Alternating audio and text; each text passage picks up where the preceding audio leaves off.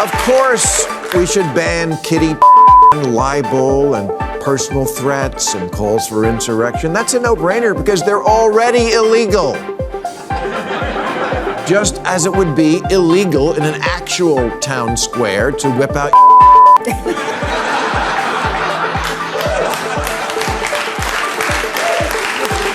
The political left often presents itself as America's moral compass, righteous, informed, and always on the right side of history. But BillMaher isn't convinced. Though he's been a lifelong liberal, Maher has become a major critic of his own side, calling out what he sees as hypocrisy and self-delusion. He argues that a once principled movement has traded truth for tribal loyalty and reason for outrage. It's a bold claim, but hearing him lay it out, it's the kind of blunt critique that leaves the so-called truth police scrambling. Believe any of it. Not right away, not until I check it out. And when I ask, is it true? Usually the answer turns out to be, well, sort of. Or yes, but, yeah. See, we've all become very adept at saying things that are technically true but lack context, or that leave out half the story. So if we're going to ban untruth, does that include the half-truth, the quarter-truth? And wait, don't the wokest people in the world believe that what really matters is your truth? I'm with Maher on this one. If the left wants to act as the self-appointed truth police, we have to ask, what truth are they actually policing? Is it the kind that challenges power, or the kind that protects it? It's easy to defend a truth when it reinforces your beliefs, advances your agenda, and paints you as the righteous side. The real test comes when that same truth cuts against you, when it exposes flaws in your ideology, your leaders, or your cherished narratives. That's when most people suddenly lose their appetite for honesty. Maher's point is simple but damning. Truth isn't meant to be partisan. You can't claim to be the defender of facts while dismissing or censoring the ones that make you uncomfortable. Either you stand for truth consistently, or you're just running a more polished version of propaganda. Of course, we should ban kitty libel and personal threats and calls for insurrection. That's a no-brainer because they're already illegal. Just as it would be illegal in an actual town square to whip out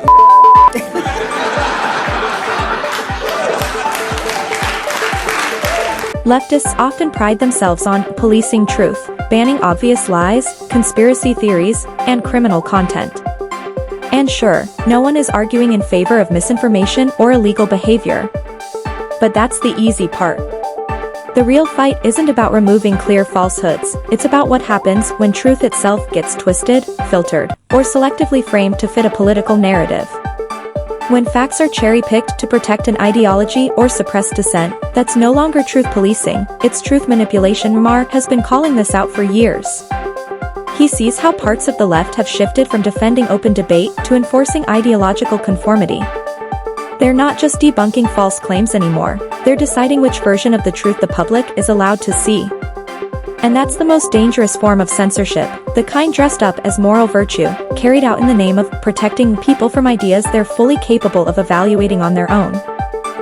town square. And so should bots and deep fakes be banned and anything else that aren't really the people who say they are.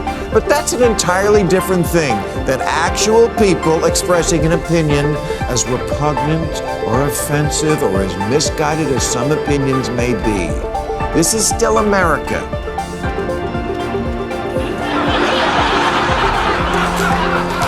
Where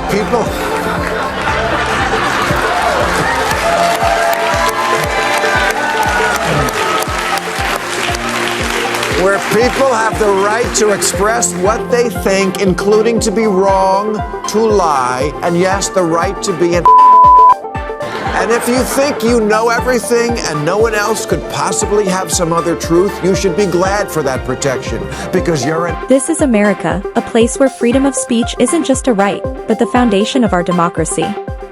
It's what separates open societies from authoritarian ones. Everyone should be able to speak their mind, even when their opinions are controversial or unpopular. But that freedom comes with a counterpart. Others have an equal right to challenge, debate, and fact-check those ideas. That's how truth is tested, through open dialogue, not forced silence. Yes, it's a delicate balance. Too much control, and you drift into censorship. Too little, and you invite chaos. But here's the truth, free speech was never meant to be comfortable. It's meant to be honest, raw, and sometimes messy. The moment we start silencing voices for protection, we strip away the very essence of what makes America free, the right to think, speak, and disagree without fear. Democrats last year believed the hospitalization rate if you got COVID unvaccinated was over 50%, when it was actually less than 1%. Somebody's misinformation got to those people. Sometimes misinformation is just history's first draft.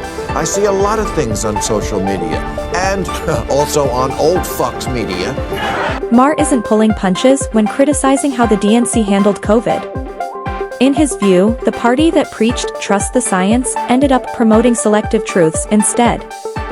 He argues that anyone who questioned vaccine mandates was quickly dismissed as ignorant, selfish, or even dangerous. During the pandemic, he says mainstream outlets flooded the public with alarming statistics that painted the unvaccinated as overwhelming hospitals. But Maher insists the reality was more nuanced and that the data didn't match the narrative being pushed. To him, the numbers were exaggerated to pressure people into compliance and to shame dissenters. Whether audiences agree with him or not, Maher frames this as another example of why blind trust in political messaging, on any side, is a pathway to distortion and manipulation. It more effectively captures what's wrong with today's journalism than the sad saga of what happened last week at the Washington Post. They need to keep it to themselves because it would be too depressing. If you missed it, the Washington Post recently got embroiled in a self-inflicted shitstorm when one of their best reporters, David Weigel, retweeted this joke. Every girl is bi. You just have to figure out if it's polar or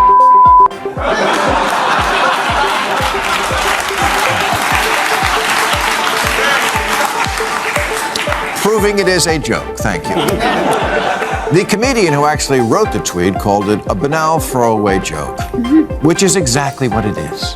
Throwaway, as in if you don't like it, throw it away. For eons, both sexes have made jokes about how the other is crazy, and no one but the perpetually offended thinks it means anything more than that the sexes get frustrated over how differently we each see the world. And yes, we relieve some of that frustration with humor. That's exactly where the problem lies. What gets labeled woke today often seems perpetually offended by everything. Suddenly, nothing is safe, harmless jokes, classic literature, even decades-old movies are treated as problematic simply because they don't fit today's shifting moral standards. It feels like navigating a cultural minefield where intent no longer matters, only someone's interpretation does. Comedy, once a sanctuary for free expression, has taken the biggest hit. Comedians now second-guess every bit, worried that a single punchline could spark outrage or get them canceled. And despite the pushback, and the fact that many Americans are exhausted by this constant outrage cycle, the most zealous culture critics won't back down. They keep trying to sanitize humor and redraw the boundaries of what can be said. The irony, as Maher points out, is hard to miss. When everything becomes offensive, nothing can be funny, and honest expression turns into the ultimate taboo. Weigel pulled down his retweet and wrote, "I apologize and did not mean to cause any harm," and that was the end of that. I'm joking, of course. The unlicensed daycare center that is today's newsroom went. You see, the Post has another writer named Felicia Sonmez, and she's a lot. For example, she tweeted about Kobe Bryant's 2003 rape trial hours after his helicopter crash. And despite the fact that she says Dave Weigel is a good friend, she resurrected the tweet he had taken down with a screenshot and demanded to know what the Post was going to do about this unacceptable evil that must not be allowed to stand. Sarcastically writing, "Fantastic to work at a news outlet where tweets like this are allowed." Yes, could you imagine a world that allows jokes? What's most infuriating about cancel culture is that it rarely stops at an apology. You can delete the post, issue a sincere statement, and make every effort to set things right, but it often doesn't matter. The outrage machine isn't looking for remorse, it's looking for destruction. Once a target is chosen, the goal becomes total erasure.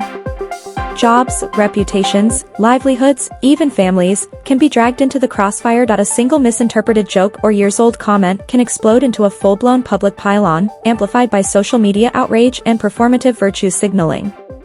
At that point, it's no longer about accountability. It's about control, about demonstrating who gets to shape the narrative and who gets pushed out of it. That's exactly what Maher keeps warning about. When outrage becomes entertainment and forgiveness disappears, society doesn't move forward. It just cannibalizes itself, dismantling people one cancellation at a time. Folded like a Miami condo, and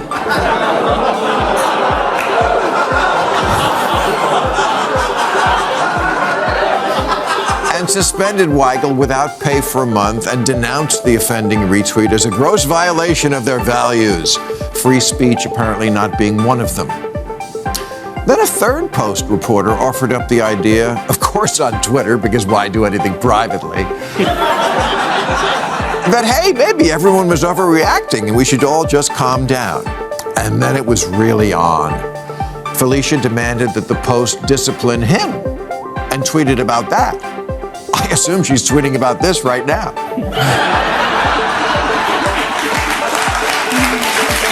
And this is exactly why cancel culture has become such a problem.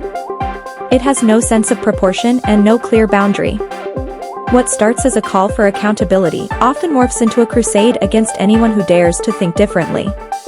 Condemning the original target isn't enough. Anyone who defends them, questions the backlash, or even chooses to stay silent can become the next target. Guilt by association becomes the new standard. Soon, online mobs are digging through years of posts, determined to damage careers, reputations, and livelihoods. It's a cycle of moral panic that thrives on fear. People stop speaking openly not because they're wrong, but because they're scared of being the next example. And that's the real danger. Society turns into a self-censoring echo chamber where intimidation replaces dialogue and public shaming becomes a tool of control. Sending a gazillion tweets calling for more to be done against Weigel, mocking her bosses, attacking colleagues, and letting the world know how much the Washington Post sucked. And this endless bickering and infighting continued online in public view until the bell rang and they all went to seventh period.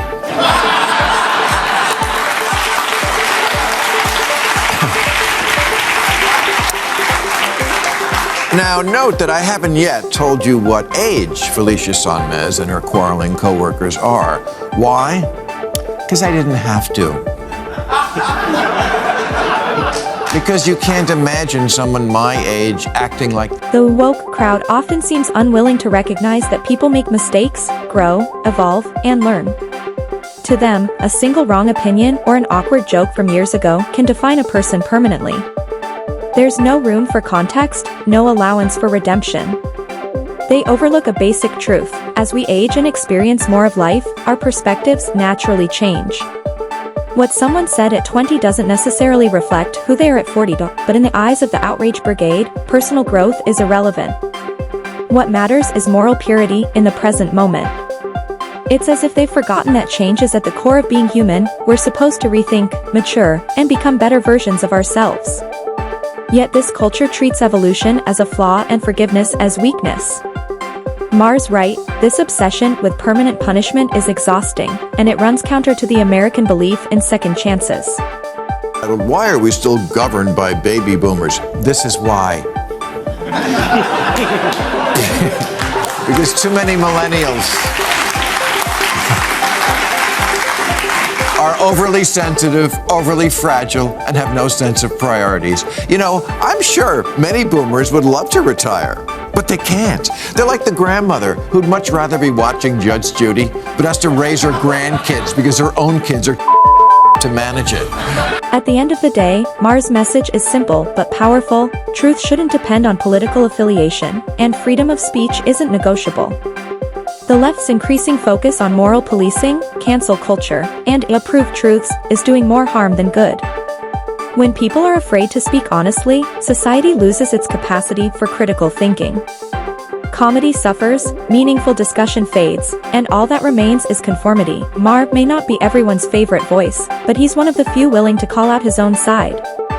He reminds us that the moment truth becomes partisan, it ceases to be truth at all. Real progress doesn't come from silencing dissent, it comes from confronting uncomfortable facts and allowing people to grow. That's the America we need, one that values dialogue over dogma, forgiveness over fury, and truth over tribal loyalty. If you enjoyed today's video, hit the like button and subscribe for more thought-provoking political commentary. Thanks for watching, and I'll see you in the next